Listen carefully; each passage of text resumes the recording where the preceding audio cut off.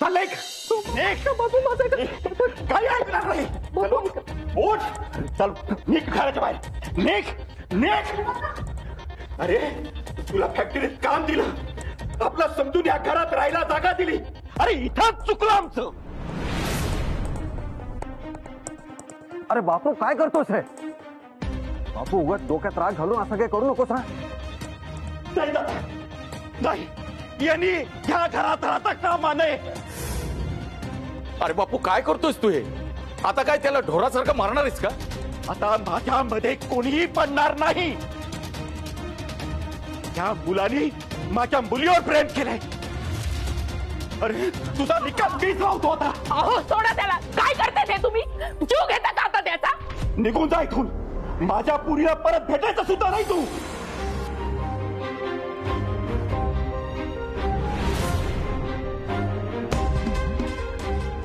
तुझी हिंमत कशी झाली रे? कशी झाली हिंमत? काय समजतोस तू देशमुखांना?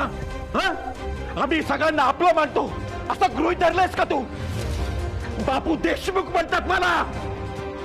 अरे दिवसभर गाई गुरामध्ये राहतो मी. नेहमी प्रेमाने वागतो. सगळ्यांशी हसत खेळत आनंदाने राहतो. तरी ही गोष्ट माझ्या कुटुंबाची माझ्या घराची असेल तर माझ्यासारखा वाईट कोणीच नाही.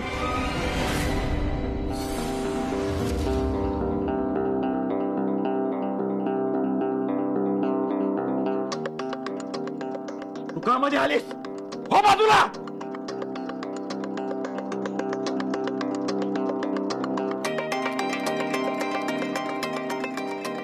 काय बोलतीयस तू? मला नाही कळत.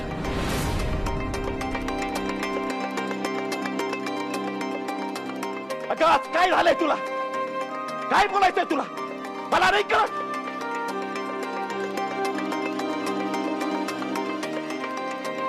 नीट सांग नाहीतर बाजूला हो. चुकी झाली माझी. बापू तुम्ही सांगाल त्या मुलाशी मी लग्न करायला तयार. पण युवराजला सोडा.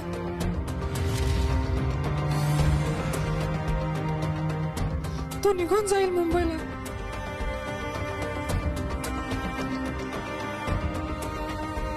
आम्ही यापुढे कधीच भेटणार नाही.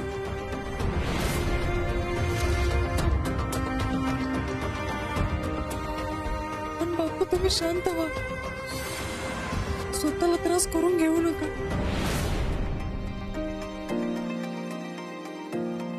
आज पहिल्यांदा माझी मुलगी काय बोलते हे मला नाही समजलं. पण ह्या युवराजला समजलं.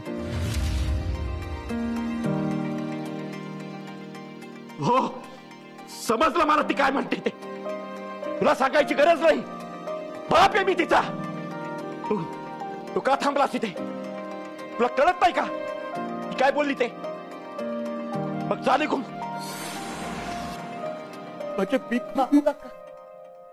माफ करा मी मध्येच बोलते पण बघितलं ना आता काय घडलं ते. आता जे काही घडलं त्यावरून इतकंच वाटतंय अमित चांगला मुलगा आहे. तो नमाला कदाचित समजून घेण्याचा प्रयत्न सुद्धा करेल. पण युवराज फक्त नमाला समजून नाही तर सांभाळून सुद्धा घेतो.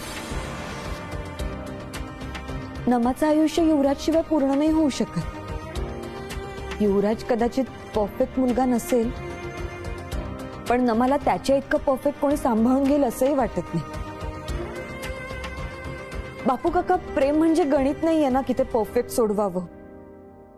ते कोड आहे. तुम्ही पेपर मधली कोडी सोडवतात ना अगदी तसं. एकमेकांच्या भावनांचा योग्य अंदाज बांधता यायला हवा आणि ते या दोघांना खूप चांगलं जमलंय. आता कदाचित प्रत्येकाच्या मनात काही ना काहीतरी चालू आहे म्हणून नमाला काय बोलायचं हे कोणालाच कळलं नाही. पण या सगळ्या गोंधळात सुद्धा युवराजला कळलं की तिला काय बोलायचंय. हेच तर प्रेम आहे ना बापू काका. बापू काका तुम्ही जनावरांच्या नजरेत पाहून ते जनावर कसं आहे याची पारख करता. ऐश्वर्याच्या तर नुसत्या हंबरण्याने तिला काय म्हणायचंय तिला काय झालंय हे कळतं तुम्हाला. युवराज तर आपल्या बरोबर इतके दिवस राहतो. तुमची पारख नाही चुकणार. फक्त एकदा मनापासून सांगा युवराज चांगला मुलगा नाहीये का? बापू काका तुमच्या शांततेतच उत्तर मिळाले मला. बघा, मुलगा चांगला आहे, दोघांचं एकमेकांवर प्रेम आहे, दोघं एकमेकांना समजून घेतात, सांभाळून घेतात. आणि काय हवं? प्लीज विश्वास ठेवा बापू काका. युवराज नमाला खूप सुखी ठेवे. बापू, आदिती बरोबर बोलतीये. आणि मुळात आदितीला हे एवढं सगळं सांगायची गरज का पडावी बापू? तुला कळायला हवं होतं. अरे आपण पोरीसाठी स्थळ शोधत होतो. तिला सांभाळून घेईल, तिला समजून घेईल असा मुलगा शोधत होतो ना. अरे पण तिनेच तिच्यासाठी योग्य जोडीदाराची निवड केली आहे. बापू, युवराज हा चांगला मुलगा आहे या घरातल्या सगळ्यांना माहिती आहे. हे बघ, आणि तो या घरात आल्यापासून हे आपलं घर समजून त्यांनी बऱ्याच गोष्टी या घरासाठी केलेल्या आहेत. आपल्या दुःखात आनंदातही तो सहभागी झालेला आहे. हे बघ बापू, हा मुलगा तुला चुकीचा नाही वाटत आहे ना? तर समजा नमाला हा मुलगा स्थळ म्हणून आला असता तर तू पसंती दिलीच असतीस ना? पण स्थळ नाही ना आलं. यांचं यांनी परस्पर ठरवून घेतलं. त्यांनी फक्त एकमेकांना निवडले, त्यांचं एकमेकांवर प्रेम आहे म्हणून. ठरवलं काहीच नाही. त्यांना सगळ्यांची परवानगी हवी होती आणि म्हणूनच त्यांनी सगळ्यांना सगळं खरं सांगून टाकलं. कोणापासून काही लपवलं नाही किंवा खोटंही बोलले नाही. बापू, शेवटी जो काही निर्णय असेल तो तुमचाच असेल. आपण सगळ्यांनी लहानपणापासून नमासाठी सगळं काही केलं आणि जेव्हापासून आपल्याला कळालं की तिला बोलता येत नाही तेव्हापासून आपण सगळ्यांनी ठरवलं की तिला त्या गोष्टीची कधी उणीव भासली नाही पाहिजे. तिला त्या गोष्टीचा कधी त्रास झाला नाही पाहिजे. ती सतत आनंदात राहिली पाहिजे. पण बापू, सध्या आपल्या नमाचा आनंद युवराज सोबत असण्यात आहे. आणि जर आपण नकार दिला तर तो आनंद हिरावून घेतल्यासारखा नाही का होणार? बापू अक्का, इथे प्रत्येकाचं आपापलं मत आहे. पण सगळ्यात महत्वाचं काय तर ते तुला काय वाटतं. हे बघ, तू कोणाचं ऐकू नकोस. तुला जो निर्णय योग्य वाटतो तो घे. आणि बापू अक्का, आपल्या मुलीचा चूक कशात आहे हे बापाशिवाय चांगलं कोणाला नाही कळू शकत. बापू अक्का, तू आता जास्त विचार करू नकोस. तुला वाटतंय ना हे नातं नको तर नको. जाऊ दे त्याला.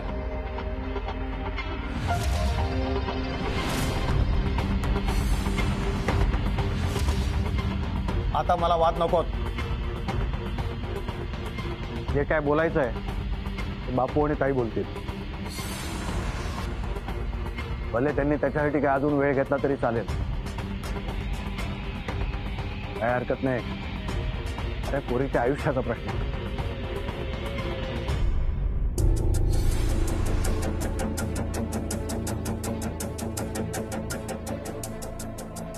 बापू नको. सॉरी बापू, माझी चूक झाली.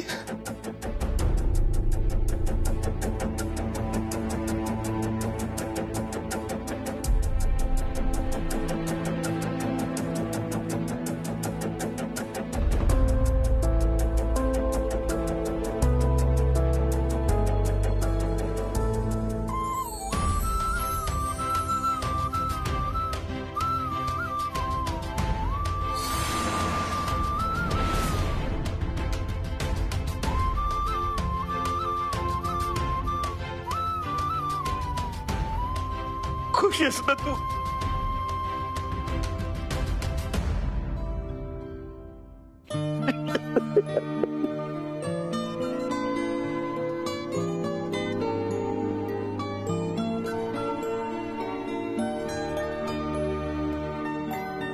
एका बापाला आणि काय हवं?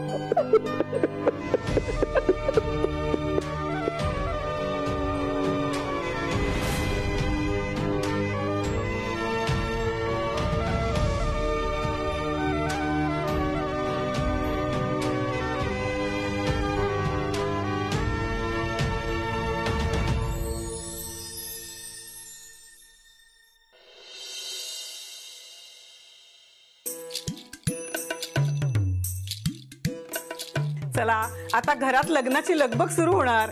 घरात अगदी आनंदाचं आणि उत्साहाचं वातावरण असणार. हो तर तयारीला पण लागलं पाहिजे. हो तर अगं व्यायांशी बोलायचंय. मग साखरपुडा ठरवावा लागणार. मग साखरपुडा आणि मग लग्न. अहो सगळ्याची तयारी ठेवली पाहिजे ना. अगं ताई कशाला काळजी करतेस? आपण सगळे आहोत ना. हं? अहो आप्पा तुम्हाला नाही माहिती, यांना आत्ता कुठे सांगितलं ना तर हे कामामध्ये लक्ष घालतील. नाहीतर बसतील गोठ्यामध्ये जाऊन पेपर मधली कोडी सोडवत. तात्यांना बघा लगेच मुहूर्त शोधायला बसले. अगं पण ह्यात काय जवळपास मुहूर्त दिसत नाहीये. आपल्याला गुरुजींना विचारावंच लागेल एकदा. काही गरज नाहीये तात्या. द्या द्या इकडे द्या पंचांग. झटपट नमा आणि युवराजच्या साखरपुड्याचा मुहूर्त काढून दाखवते की नाही बघा. घे, तुला सगळ्यातलं सगळं कळतं. घे. अहो तुम्ही रात्री पण नीट जेवला नाही. ठेव टेबलवर ठेव बरं पाटा. अरे अरे टेबलावर नको ठेव, खाली ठेव. हा सकाळ खाली नाही वर ठेव. नाही नाही टेबलावर नाही, खाली ठेव. अरे खाली नको ठेव, वर ठेव ठेव.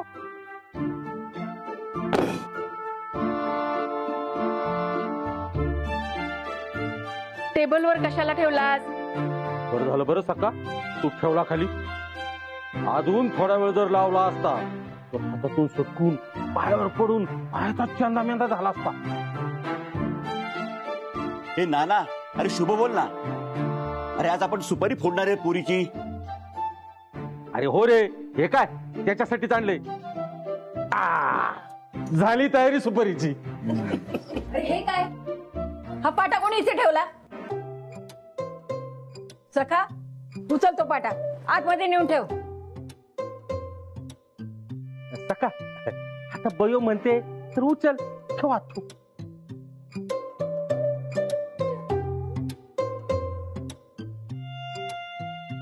थांब सखा.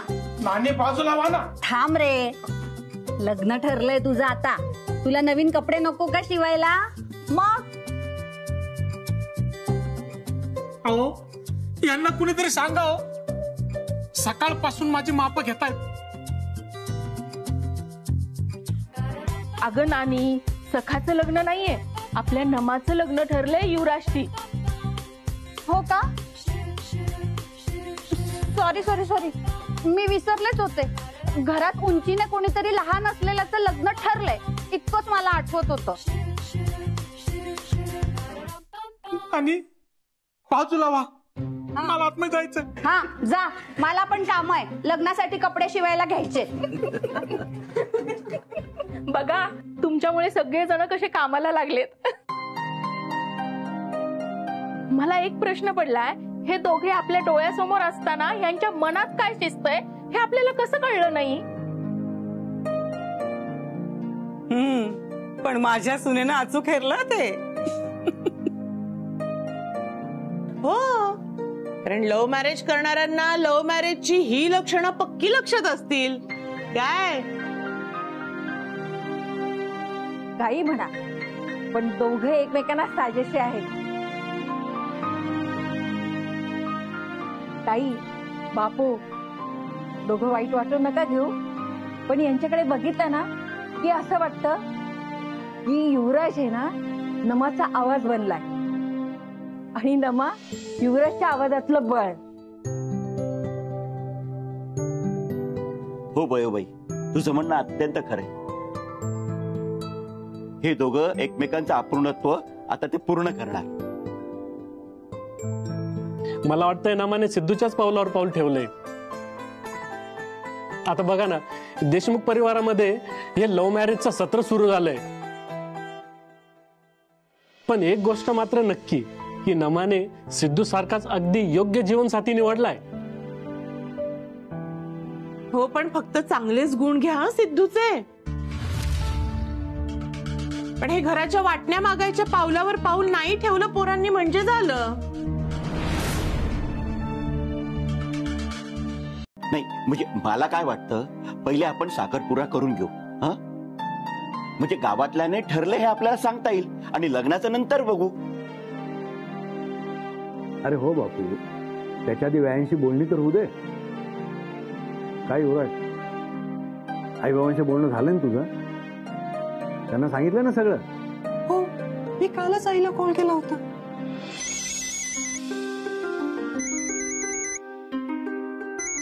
युवराज, हॅलो. हॅलो आई. अरे काय विसरलास की काय आम्हाला? नाही आई. कप देशमुखांनी फॅक्टरीची कामं खूप सांगितली आहेत. नाही आई. आई, तुझ्यासाठी एक आनंदाची बातमी आहे. बाबा कुठे? अरे ते टूरवर गेलेत. बोल ना. आई, तुझ्यासाठी सून पाहिली मी. काय सून? अरे कोण आहे मुलगी? तुला माहिती आहे? कोण रे?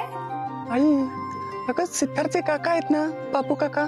हा, त्यांची मुलगी नमा. काय नमा? देशमुखांच्या घरची मुलगी? अरे युवराज, काय आधी फॅक्टरीचं सीईओ पद, मग ही बातमी.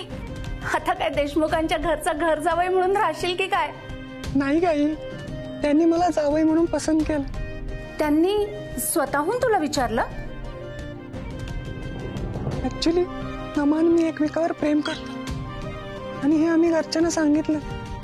मग काय घरच्यांनी ऍक्सेप्ट केलं. काय? तरीच म्हंटल हल्ली तुझे फोन येणं कमी झालंय. मुलगा रमलाय कोणामध्ये तरी. आई, जवळपास सगळ्यांनी लग्न ठरवलंय. फक्त तुझ्या आणि बाबांच्या होकाराची वाट पाहतात सगळे. ते कुटुंब इतकं चांगलंय, त्यांच्या घरची मुलगी सुद्धा संस्कारीच असणार यात शंकाच नाही.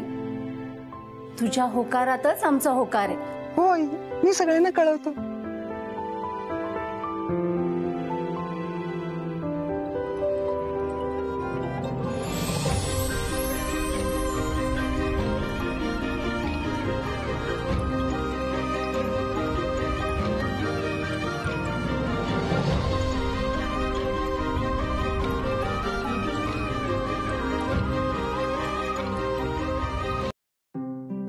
आई काही वेळात पोहोचेलच इथे.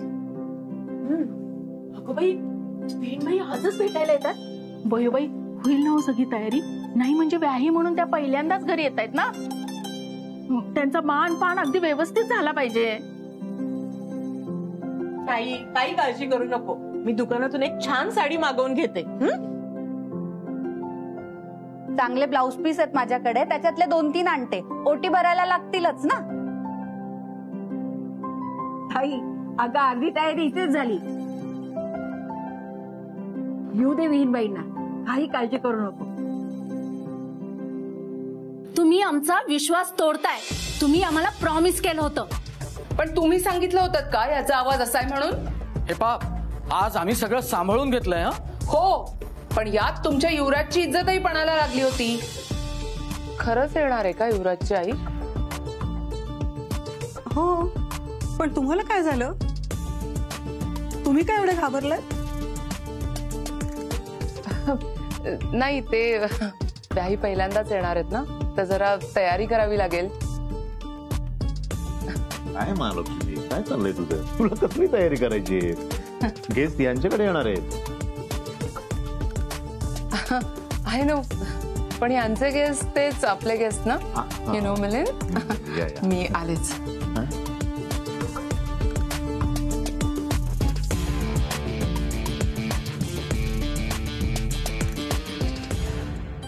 खरं तर याच गेस्ट आहे तिथे.